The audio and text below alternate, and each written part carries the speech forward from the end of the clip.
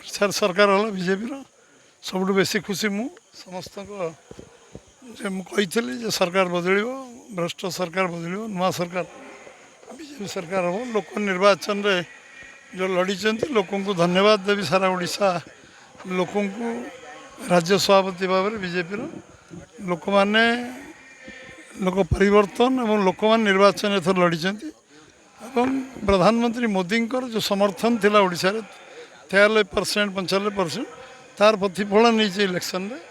ସେଥିପାଇଁ ମୋଦିଙ୍କର ଯେଉଁ ଲୋକପ୍ରିୟତା ସେଟା ଭୋଟରେ କନଭର୍ଟ ହେଇଛି ଏବଂ ସାଧାରଣ ଲୋକ ନିର୍ବାଚନରେ ମୋଦିଙ୍କ ସମ୍ମାନ ପାଇଁ ନିର୍ବାଚନ ଲଢ଼ିଛନ୍ତି, ପରିବର୍ତ୍ତନ ପାଇଁ ଇଲେକ୍ସନ ଲଢ଼ିଛନ୍ତି।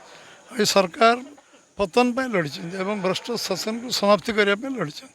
ସେଥିପାଇଁ ଜନସାଧାରଣଙ୍କୁ ଧନ୍ୟବାଦ ଦେବି। ଆଉ ପ୍ରଧାନମନ୍ତ୍ରୀ ଯେଉଁ ମୋଦିଙ୍କୁ ଯେତେ ଧନ୍ୟବାଦ ଦେଲେ କମ୍ ହେବ।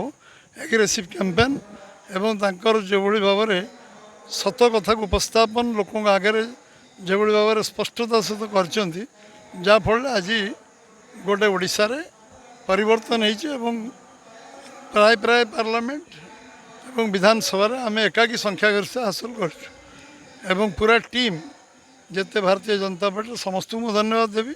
ସେମାନେ ଐତିହାସିକ ନିଷ୍ପତ୍ତି ନେଇଥିଲେ ଏବଂ ଓଡ଼ିଶାର ଯେଉଁ ଟିମ୍ର କଥାକୁ ସେ ଗ୍ରହଣ କରିଥିଲେ ଏବଂ ଓଡ଼ିଶା ଯାହା ଆମେ କହିଥିଲୁ ସବୁ କଥାକୁ ସେମାନେ ଆମ ସହିତ ଥିଲେ। ତେଣୁ ସେମାନଙ୍କୁ ଧନ୍ୟବାଦ ଦେବି, କାର୍ଯ୍ୟକର୍ତ୍ତାଙ୍କୁ ଧନ୍ୟବାଦ ଦେବି ଏବଂ ମିଡ଼ିଆ ବନ୍ଧୁମାନଙ୍କୁ ଧନ୍ୟବାଦ ଦେବି।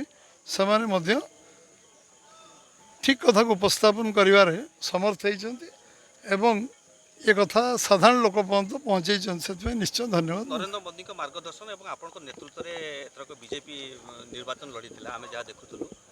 ବିଜେପି ରାଜ୍ୟରେ ଯଶସ୍ୱୀ ହେଲା, ଆପଣ ଟିକେ ରହିଗଲେ ଆପଣଙ୍କ ନିର୍ବାଚନ ମଣ୍ଡଳୀରେ। ସରିନି ଆମର କିଛି ସରିନି।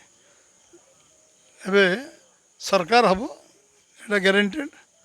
ଆଉ ସବୁ କଥା ଚାଲିବ, ଆଉ ଅନ୍ୟ କଥା ଆମେ ସବୁ ପରେ ପୁଣି ହେବା। ସରକାର ହେଲେ ମନମୋହନ ସାମଲକୁ ଆମେ କେଉଁ ଜାଗାରେ ଦେଖିବା? କାର୍ଯ୍ୟକର୍ତ୍ତା ଭାବରେ ଜଣେ ସାଧାରଣ କାର୍ଯ୍ୟକର୍ତ୍ତା ଭାବରେ ଦେଖିବେ, ଯେମିତି କାର୍ଯ୍ୟକର୍ତ୍ତା ମୁଁ ଅଛି।